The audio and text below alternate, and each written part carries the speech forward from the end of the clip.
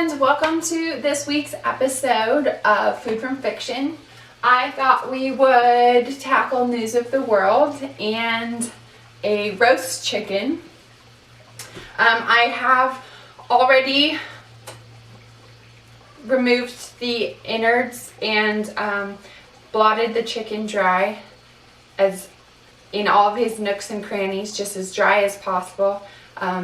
I didn't think anybody really wanted to see that, so I went ahead and did that. I have also preheated the oven to 450 and I moved a rack down. That way there's room for the chicken to cook without getting too close to the top of the ceiling of the oven. Alright, let's tackle this chicken and then we'll talk about news of the world. So I am just going to move it from this tiny plate into our cooking vessel, and I'm going to cover the whole thing in olive oil. I'm going to make sure to put it all over the legs, again in the nooks and crannies. That way the skin has a chance to really get crispy when we're cooking it.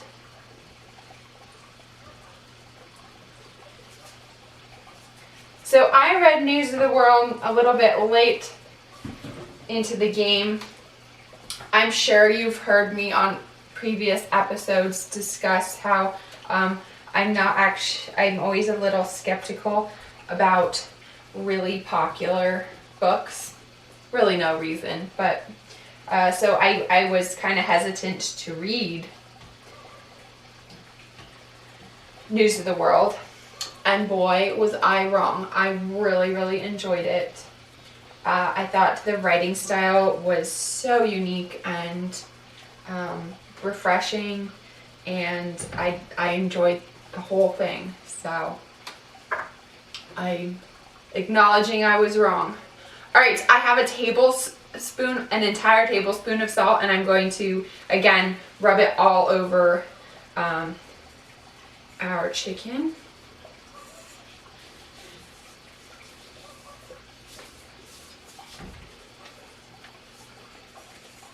A tablespoon might seem like a lot, but I promise it turns out well.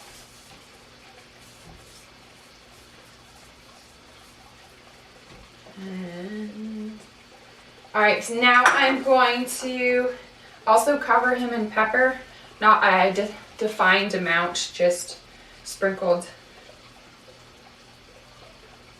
here and there.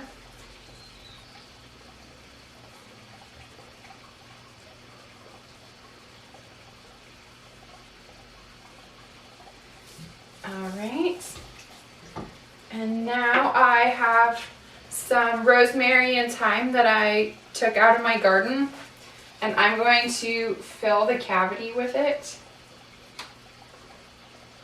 Maybe, if I can.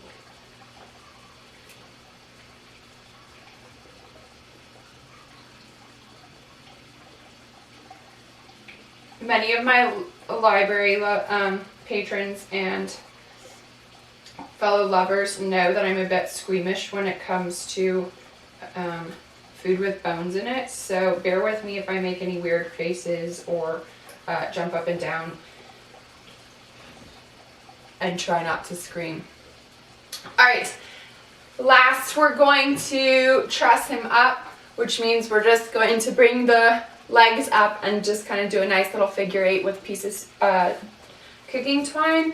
That way everything is more uniform and in a solid shape and is easier to cook more evenly.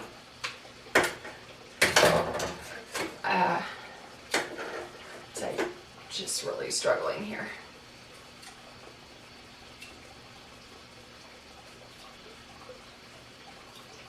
Alright, there we go. So, yep, just lasso his little feet together. Oh, I wish I hadn't thought of that. And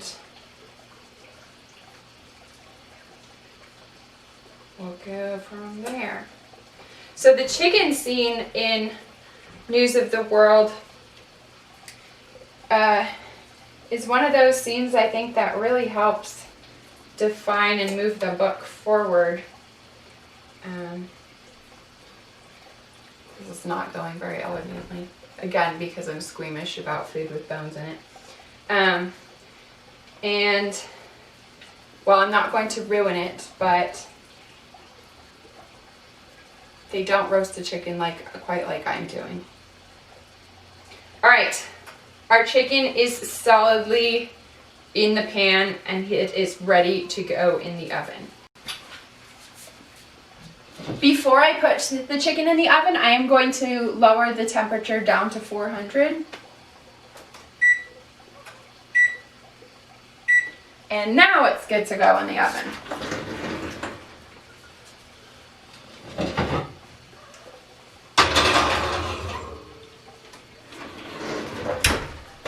All right, we're gonna leave it in there for about an hour, see where it's at, talk about how you check when a chicken is done. Thank you for bearing with me for tackling a food that makes me go like this. And News of the World. Absolutely enjoyed it. See you in an hour. It finished, got up to heat, let it sit at least 15 minutes to let everything rest again, like you would a steak or any other kind of roast. And that's it to roasting a chicken. One of the nice things about roasting a chicken is that you can use every single part and you can make your own stock and soups, and it's just a delicious, lovely thing. I did realize that in my haste to be done touching the chicken that I didn't actually explain why I enjoyed the story of News of the World. And what I want to say about that is that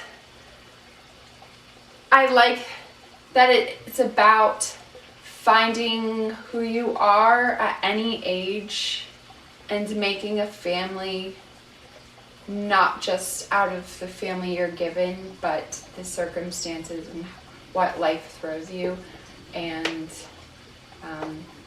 adapting. I guess that's what I have to say about News of the World. Fantastic book, definitely recommend it.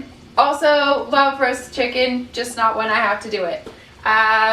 Hope you enjoyed this week's episode of News for the World, and see you next time. It's been an hour, so I think we are ready to test our chicken. If you're going with a thermometer, it should be 165 in the chunkiest part at a minimum. Another way of checking if it's done is if you wiggle the leg, if it's really loose. Obviously, I couldn't handle preparing the chicken, so I'm not going to do that, but it is a method.